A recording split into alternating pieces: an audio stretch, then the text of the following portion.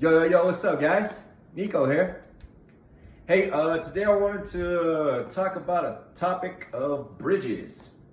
In the path of recovery, what we're doing is we're bridging from an old lifestyle of active addiction into a new lifestyle of recovery, right? So there's a transitional period, you gotta cross over. Got me thinking because I was listening to this podcast and they were talking about these large bridges. We don't have any of them here in New Mexico, but these huge bridges like back east that have to go over large bodies of water.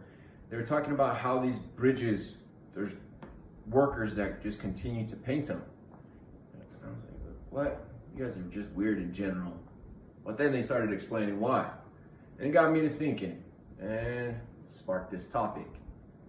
So I found out that these huge bridges, and I think like the Brooklyn Bridge was one of them. There was a couple other that they had named off, but I didn't really pay attention to them. These huge bridges, these Brooklyn bridges, right? They have to be painted. They have to be taken care of. So these workers, they'll go ahead and start on one side, and they'll paint the bridge all the way to the other side.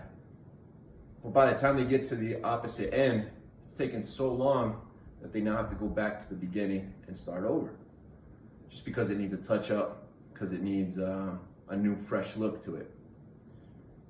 Found it interesting because basically what that means is that they start on one end, they paint it, and then just like a typewriter, they go back over and they paint it again. So they're repeating the process of fine tuning and touching up. And that got me thinking about recovery. In recovery, like I said, we're going from an active addiction lifestyle to a sober living, recovered lifestyle, right? So we're transitioning, we're crossing a bridge, a big body of water, if you want to call it. We're from the desert, so I don't know if too many of us know what that's like. But we have to go ahead and remember that it is a bridge and that we need to go ahead and take care of it, right? Our recovery is kind of the same process as these huge bridges that they go ahead and paint and then start back over and repaint. When you're in recovery, guys, it's not just oh, I got to this spot and it's an end. I'll be good. I've done that myself, and guess what happens? You're not good.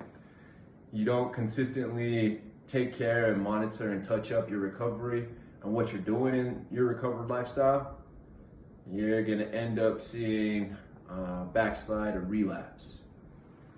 So I just wanted to talk about that for a minute and encourage you guys, whether you're in beginning stages of recovery or if you're in a long-term recovery, we need to go ahead and consistently touch up what we're doing. Whether that's going back and repeating a few steps that we consider basic, a couple of activities that we started off our recovery in. If those activities are too small for you to repeat or you just don't have those opportunities, then just really contemplate how you can go ahead and touch up your recovery. Because we need to stay constantly focused on making sure our recovery bridge is well taken care of. Once we stop taking care of that, that's when we go ahead and run into some problems.